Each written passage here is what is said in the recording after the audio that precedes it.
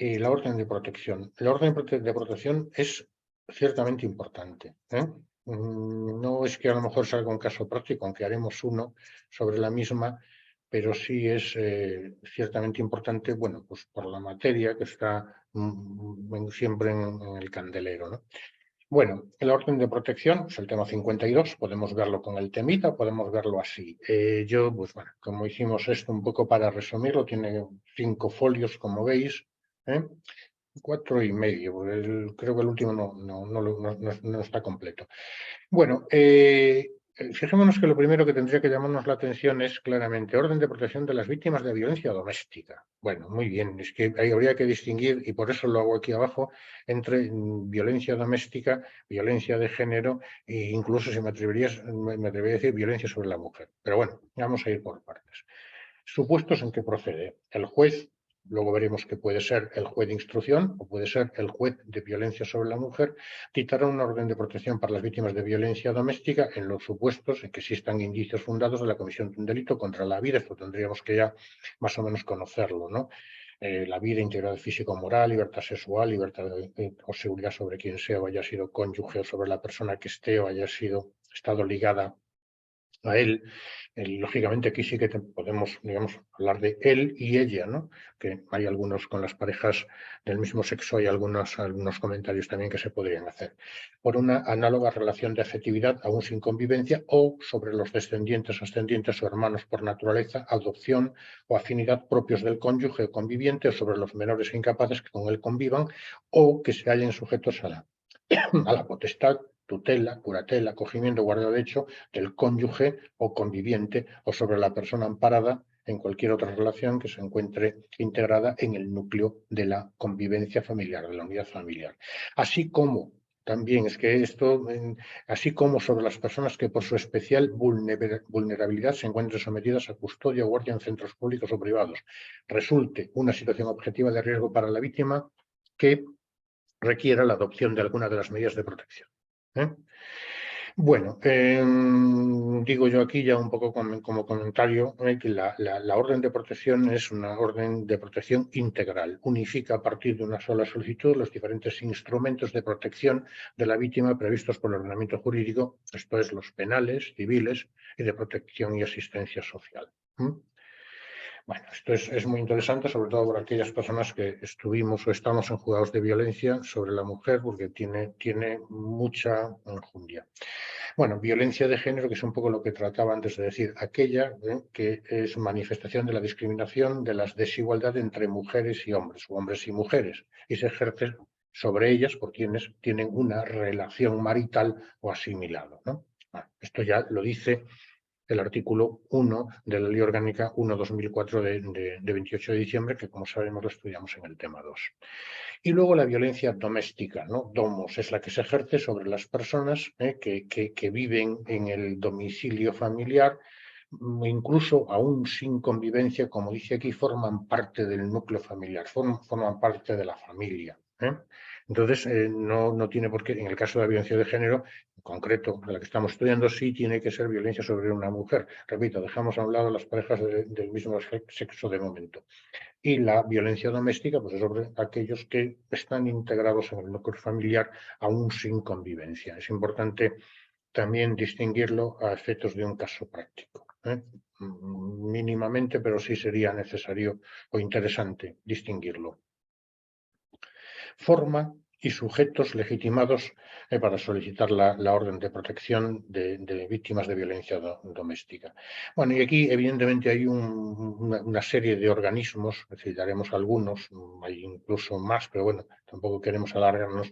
La Comisión de Seguimiento de Implementación de la Orden de Protección aprueba un formulario normalizado para solicitar el formulario que está evidentemente en todos los juzgados de violencia, desde luego, y también en los juzgados decanos o en el Servicio Común de Registro y Reparto, depende si se ha, digamos, puesto en funcionamiento o no la nueva oficina judicial. Pero bueno, ¿quién puede solicitarla? La víctima, en primer término, quien haya sido cónyuge, sea o haya sido su cónyuge o persona que esté o haya estado ligada al autor de forma estable por análoga relación de afectividad, descendientes, ascendientes, hermanos por naturaleza, adopción, afinidad del autor o del cónyuge o conviviente, menores o personas con discapacidad necesitadas de especial protección que convivan con el agresor o que se hallen sujetos a la patria potestad, tutela, curatela, acogimiento, guardia de hecho del cónyuge o conviviente, persona amparada por cualquier otra relación que se encuentre integrada dentro de este núcleo de convivencia familiar, y ya las personas que por su especial vulnerabilidad se encuentran sometidas a custodia o guarda dentro de centros públicos o privados, ¿no? Ahí estamos hablando del 173.2. Aclaro yo aquí, o comento más que aclaro aquí yo que, bueno, sin perjuicio del deber general de denuncia que establece el enjuiciamiento criminal y que acabamos de comentar, las entidades o organismos asistenciales lógicamente tienen la obligación clara de poner inmediatamente en conocimiento del juez de guardia o del Ministerio Fiscal. Recordemos que el Ministerio Fiscal también tiene una función preponderante, una función muy importante, solicitando del juez que adopte la orden de protección, ¿no? Asimismo, también puede acordarse por el juez de oficio, aunque parezca mentira, yo he visto acordarla de oficio en una ocasión a una juez de un juzgado. Bien, o instarse por el Ministerio Fiscal. Ya, lo del Ministerio Fiscal yo lo había dicho, pero lo de oficio es, digamos, aquí sí que se puede intervenir por parte de la autoridad judicial. Lugar, bueno, pues cualquier comisaría de policía, puesto de la Guardia Civil, dependencias autonómicas o locales, el juzgado, la fiscalía, las oficinas de atención a la víctima, los servicios sociales, los servicios de orientación jurídica de los colegios de abogados, prácticamente en todas partes que tengan relación con el proceso penal y la ayuda a la víctima, pues se puede solicitar. Digo yo aquí también, con objeto de aclararlo, no es lo mismo que se presente la situación en un sitio o en otro. Por ejemplo, digo yo aquí, solo será posible tramitar la causa penal a través del procedimiento para el enjuiciamiento rápido de determinados delitos que acabamos de estudiar, cuando la orden de protección se hubiese solicitado ante la policía. ¿Por qué? Porque la policía confecciona un atestado, detiene de modo general o en su caso, bueno, pues cita al denunciado y prepara, por decirlo de alguna forma, el proceso que luego se dilucidará en el juego de guardia o, en su caso, en el juego de violencia sobre la mujer. Debería haberlo dicho al revés. En el juego de violencia sobre la mujer y en el caso de que éste no se encuentre en horas de audiencia ante el juzgado de guardia. ¿Vale? Bueno, aquí, como digo, si no lo prepara la policía, por tanto no podría incoarse un procedimiento para el enjuiciamiento rápido de determinados delitos, bueno, pues se determinará que se incoen unas diligencias previas. Pero recordemos que el proceso de diligencias previas luego puede transformarse en diligencias urgentes si se reconocen los hechos, ¿no? Bueno, no hay mucho más. ¿Vale? Juez competente, trámite y resolución. Una vez recibida la solicitud, esta será remitida, bueno, pues sin más dilación, al juez competente, que como digo, es el juez de violencia sobre la mujer, que podrá requerir a la policía pues la práctica de aquellas diligencias necesarias, bueno, pues para adoptarla o para resolver sobre la adopción. Se da por hecho que se va a adoptar, pero es evidente que esta decisión ha de tomarla el juez, ¿no? En el caso de que existan dudas, también estamos hablando del juez competente, bueno, la ley atribuye la competencia al juez ante el que se haya solicitado la orden de protección, que deberá iniciar y resolver el procedimiento de adopción sin perjuicio de remitirlo con posterioridad al que resultare competente. Es evidente que el juez, estamos hablando del ámbito penal, ante el que se presentare la solicitud. Y aquí ya tendríamos un poco para distinguir. En los casos en los que se haya producido un acto de violencia de género, la competencia corresponde al juez de violencia sobre la mujer, del domicilio de la víctima. Y también el juego de instrucción de guardia. Y aquí aclaro yo, pongo entre paréntesis, cuidado, si no hay servicio de guardia de juzgados de violencia sobre la mujer, porque ya está empezando a haber sitios en que hay 4 o más juzgados de violencia, en consecuencia ya se establece un servicio de guardia para estos juzgados. En Alicante se crea ahora con fecha, bueno, pues primeros de enero, pues el número 3.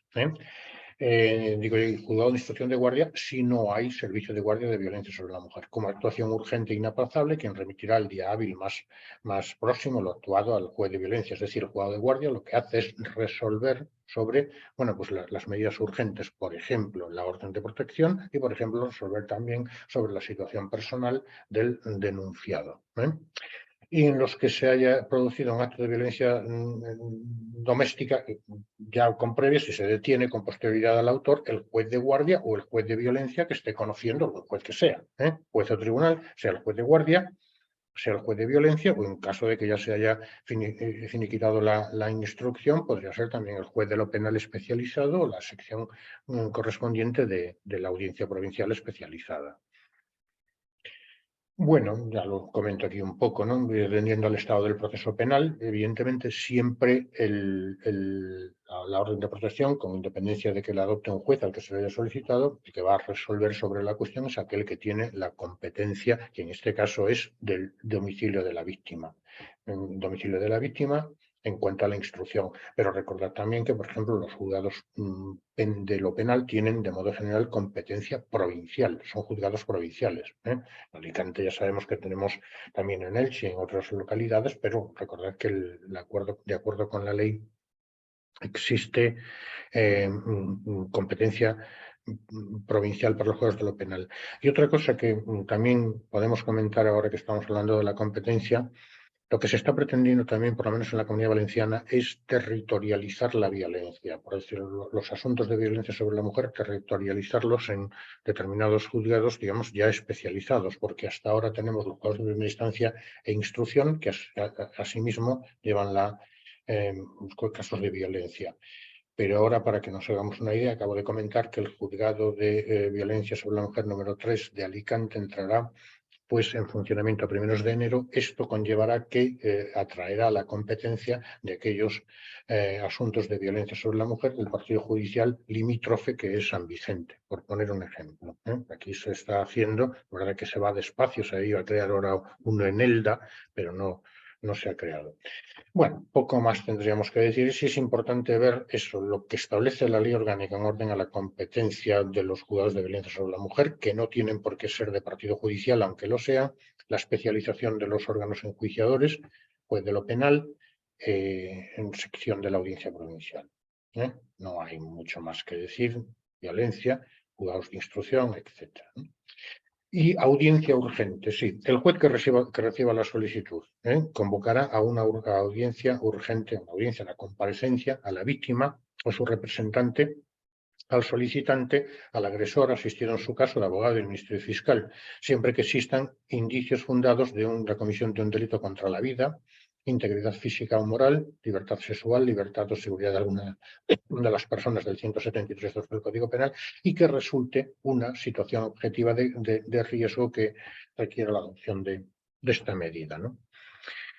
Y bueno, pues me parece interesante poner este comentario, aunque el precepto no establece nada sobre la posible inadmisión a trámite de la solicitud, porque como digo, estamos estudiando la adopción, en los casos en que directamente el juez, a vista de lo actuado, se desprenda que no concurre ninguno de los citados presupuestos establecidos en la ley, bueno, pues evidentemente puede inadmitirla de plano. Entonces, en consecuencia, no será necesaria la celebración de la audiencia. Quiero decir, eso sería necesario en todo caso celebrar la audiencia. Pues hombre, cuando el juez entienda que debe adoptarse. Si ya rechaza de plano la solicitud, pues no es necesario de acuerdo con esta circular 3/2003 de la Fiscalía General del Estado. Y bueno, sigue diciendo, porque verdaderamente estas circulares están muy bien y aclaran aquellas cuestiones que la ley de enjuiciamiento criminal, pues por su antigüedad o incluso por su falta de rigor, pues no contiene, ¿no? Dice esta Fiscalía General del Estado que, vamos, esto es pacífico, porque hay otras cuestiones que no son pacíficas, es decir, que no están tan claras y en consecuencia no las pongo, ¿no? Pero esto sí. Bueno, se distinguen dos supuestos, que los hechos sean constitutivos de un delito leve. Bien, pues se celebrará este juicio sobre delitos leves de forma inmediata, donde podrá realizarse también la audiencia sobre la protección, que es lo que a nosotros nos interesa en este estudio. Recordar que es posible también que se adopte la orden de protección en un juicio sobre delitos leves. Y que los hechos sean constitutivos de delito, aquí se está refiriendo a la Fiscalía porque la Fiscalía, claro, en el año 2003 se refiere a faltas, que los hechos sean constitutivos de delito grave o menos grave, entonces el juez convocará la audiencia para resolver sobre la solicitud, ordenando las situaciones necesarias para, evidentemente, celebrar la audiencia, pero garantizando que la víctima, el investigado y otras personas, bueno, pues no tengan relación entre sí, no puedan ser, digamos, no se entremezclen en el juzgado, ¿no? Bueno, dice aquí también, esta audiencia podrá sustanciarse simultáneamente con la audiencia del 505, que sabemos que la audiencia del 505 es aquella para, en su caso, acordar una medida cautelar privativa de libertad, cuando su convocatoria fuere procedente, o con la audiencia del 798, que es la misma, pero en el trámite del abreviado, ¿no? ¿Vale? Dice, cuando excepcionalmente no pudiere celebrarse la audiencia durante el servicio de guardia, el juez al que se le haya presentado la solicitud la convocará en el plazo más breve posible. En cualquier caso, habrá de celebrarse en un plazo máximo de 72 horas desde la presentación de la solicitud. Bueno, ya he comentado, durante la audiencia el juez de guardia procurará o adoptará las medidas oportunas para evitar la confrontación entre agresor y víctima, sus hijos y restantes miembros de la familia. Se realizará la declaración en la audiencia por separado. Sí, esto desde luego que se hace claramente, no hay comunicación alguna, como antes decía, entre, bueno, pues unas personas y otras, ¿no? A partir de aquí resuelve el señor juez, celebrada la comparecencia, señor o señora. Digo señor juez un poco casi, un poco de broma para quitarle hierro al asunto. Celebrada la audiencia, el juez, sea señor o señora, resolverá mediante auto lo que proceda en derecho acerca de la solicitud, el contenido y vigencia de las medidas que incorpore y sin perjuicio de ello, pues, como hemos dicho, esta es una protección integral. En consecuencia, tendríamos las medidas penales y de seguridad, sí, pero también tendríamos otros tipos de medidas, como medidas de asistencia y protección social, medidas civiles, etcétera, ¿no?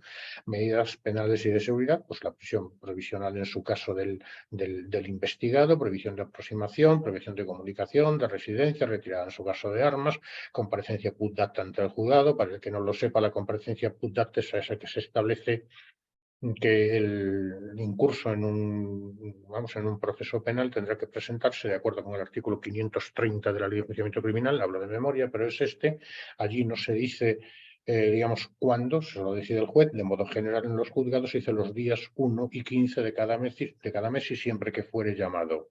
Esto es a lo que se refiere la comparecencia a put dacta. Puede ponerse semanalmente, puede ponerse diariamente o cada 10 días, como el juez decida. También la fianza, medidas de protección policial de la víctima y cualquier otra que el juez estime necesaria. ¿Vale? Aquí ya tendríamos, como digo, también medidas de asistencia y protección social, renta activa de inserción social, asistencia gratuita especializada, protección para que recoja los efectos personales de domicilio familiar, traslado al centro hospitalario y otras ayudas que prevé la ley. Esto simplemente lo mencionamos, no me voy a desarrollar esto, ni mucho menos. Me refiero a las medidas de protección social y de asistencia, así como las medidas civiles, forma en las que se ejercerá la patria potestad, acogimiento. Esto sí tiene una novedad ahora que ahora comentaré: acogimiento, tutela, curatela, guarda de hecho, atribución del uso y disfrute de la vivienda familiar, régimen de guardia y custodia, suspensión o mantenimiento, ahora veremos esto, suspensión o mantenimiento del régimen de visitas, que la ley aquí se ha modificado en este aspecto y es clara, comunicaciones y estancia de menores discapacitados, alimentos, pensión alimenticia y cualquier otra que el juez entienda oportuna para apartar a la víctima o al menor de un peligro o evitarle, como aquí se dice, un perjuicio. Notificación de la orden. Bueno, evidentemente la orden de protección será notificada a las partes y comunicada, pues, a la víctima y a las administraciones públicas que tienen intervención en estas cuestiones. Perdón. Las oficinas de atención a la víctima deben informar, bueno, sobre la situación personal del investigado, situación procesal, personal del investigado, así sobre el alcance y vigencia de las medidas adoptadas. El juzgado que acuerde el orden de protección comunicará a la Oficina de Atención a la Víctima para que tanto la propia existencia de la orden como las diferentes situaciones procesales para que tenga conocimiento de la misma. Y se inscribe en el registro central para la protección de víctimas de violencia doméstica y de género. Este registro se coordina con los registros de servicios sociales de violencia familiar y las fiscalías, así como los registros de violencia doméstica que se crean como consecuencia de una instrucción del Consejo del Poder Judicial y que se encuentran en los juzgados. El juez que edita la orden dará también cuenta a la administración penitenciaria. Es decir, la orden se comunica un poco a todas las administraciones policiales, penales y también a los servicios sociales, por decirlo de alguna forma muy resumida. Recursos contra la orden, bueno, el recurso contra la orden pues no se dice nada en la ley, pero sí que es verdad que evidentemente no está excluida de recurso. Consecuentemente, volvemos otra vez a la circular 3/2003 de la Fiscalía General del Estado, en donde dice que el auto donde se corta la orden, lógicamente, será recurrible en vía penal con independencia. Se dice incluso de que no se adopten medidas penales, sino que únicamente se acuerden medidas civiles. Evidentemente, digo yo aquí, no sé si lo digo por aquí por algún sitio, el recurso que cabe a tenor del 766 pues es recurso de reforma y subsidiario de apelación o recurso de apelación directamente, habida cuenta que entra en funcionamiento también el 507, hablo de memoria nuevamente, en el sentido de que incluso en el procedimiento ordinario, en la fase de sumario, pues sería recurrible en apelación. ¿Vale? Bueno. Ejecución de la orden de protección de las víctimas de violencia sobre la mujer. Bueno, pues aquí evidentemente sí que vamos a ver mínimamente estas medidas civiles porque evidentemente se contienen en el 544 ter 7. Se solicitan por la víctima, por su representante legal o en su caso por el Ministerio Fiscal cuando existan hijos menores o discapacitados determinando el régimen de medidas que fueren necesarias. No deben estas medidas, lógicamente, no deben haber sido acordadas por un órgano civil, por un juzgado de primera instancia especializado en familia o no. Es decir, si ya están adoptadas, pues se pueden modificar. Se adoptan sin perjuicio de las medidas del 158 del Código Civil, que pueden consistir en establecer la forma que se gestionará la patria potestad, acogimiento, tutela, curatela, guarda de hecho, atribución del uso y disfrute de la vida familiar, guarda y custodia, es suspensión o mantenimiento del régimen de visitas. Y aquí pongo yo aquí una nota que creo que es importante. A partir del año 21, a partir del 25 de julio del año 2021, fecha de entrada en vigor de la Ley Orgánica 8/2021, a la que antes hacía referencia, en los casos en que existe investigación por delito de violencia de género y existen indicios fundados de que los hijos menores la han presenciado, sufrido, convivido con ella, el juez, en la orden de protección, suspenderá. Fijémonos que soy un fallado a esto. Cuando dice podrá suspender, no, suspenderá. Esto es imperativo. Le ordena al juez que suspenda. El régimen de visitas, estancia, relación o comunicación del inculpado respecto de los menores que de él dependan, salvo evidentemente casos excepcionales. Y aquí se sigue diciendo también, dice, no obstante, a instancia de parte de la autoridad judicial podrá no acordar la suspensión mediante resolución motivada en el interés del menor y previa evaluación de la situación de la relación paterno-filial.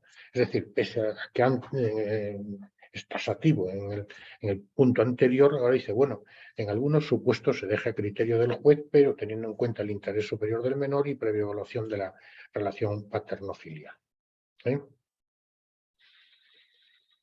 Evidentemente, con ello se fija la obligación de ejecutar la suspensión de las visitas, es decir, dejarlas sin efecto cuando el investigado pues, se encuentre en prisión provisional o por sentencia firme, en régimen de prestación de alimentos o cualquier otra disposición que pues pueda apartarles de un peligro o evitarles perjuicios. En duración, esto ya ha sido preguntado. Esto ya ha sido preguntado. Estas medidas civiles tienen una vigencia temporal de 30 días. Si dentro de este plazo fuere incoado a instancia de la víctima o su representante legal un proceso de familia ante la jurisdicción civil, las medidas adoptadas permanecerán en vigor durante los 30 días siguientes a la presentación de la demanda. En este término, 30, presenta demanda, otros 30, las medidas deberán ser ratificadas, modificadas o dejada sin efecto por el juez de primera instancia que resulte competente. Tratarse de un plazo perentorio cuyo no cumplimiento produciría la grave consecuencia de que se extingan las medidas acordadas por el juez de instrucción.